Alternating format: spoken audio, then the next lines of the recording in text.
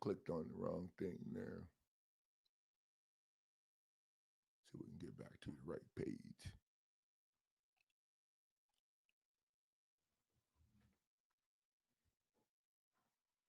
And there's a donate button. Anybody that'd like to make a donation to our cause here, or if you got a pass on some shit and you're doing good, you can send us a donation, and we lowered our prices, and so we're feeling the effects, but we're still getting some shit done. And I'm able to help the po-ass people like myself, which is who I want to help in the first damn place. And as you can see, we're getting some shit done. Okay, so maybe the focus on the foreclosure process and all of that. I'm not looking at the damn. We got the eviction process stopped now. We don't have to be messing around in federal court and shit. And the price comes down. Shit. Now, I'm just going to tell you guys, okay, I studied the judges' canons and all of that shit. I didn't study it. I reviewed it.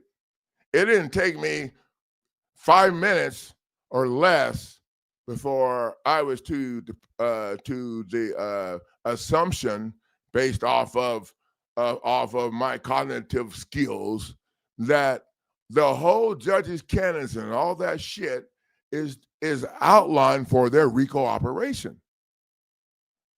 Pull that shit up and read the judges' canons, okay? But read it from a realistic perspective. Oh, the judges, not a lot. The judges supposed to be this. The judges done. None of them are doing that shit. All that shit is just a reverse freaking guideline for running the RICO operation at each freaking location. That's my opinion, YouTube, and I'm sticking by it. So the counterclaim strategy jacks them. It jacks them because you come in, you add the government. I don't care, the state or federal government, whoever. You add the government, you add the judge because the judge is getting paid by the government. So there's a conflict of interest at the gate. Then you add foreclosure attorney, or if you're in the eviction process, then you add the government and you add attorney for the buyer and the buyer's asses.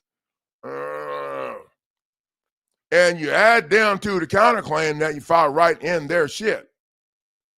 And the way we handle, if you get locked out or whatever, then you need to be doing that.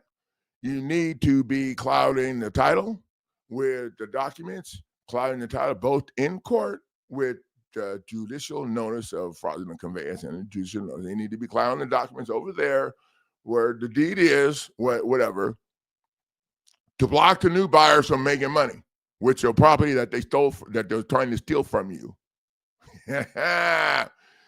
Oh, and then jam the ass up with the I always wanted to have like one document, and so I can never get to just one document because it ain't my shit on the line. And if it was my shit on the line, then I would try it because I know that I can go and change it and whatever, Everybody else, I know, I make a mistake or whatever, chunk that shit out the window. Let's go.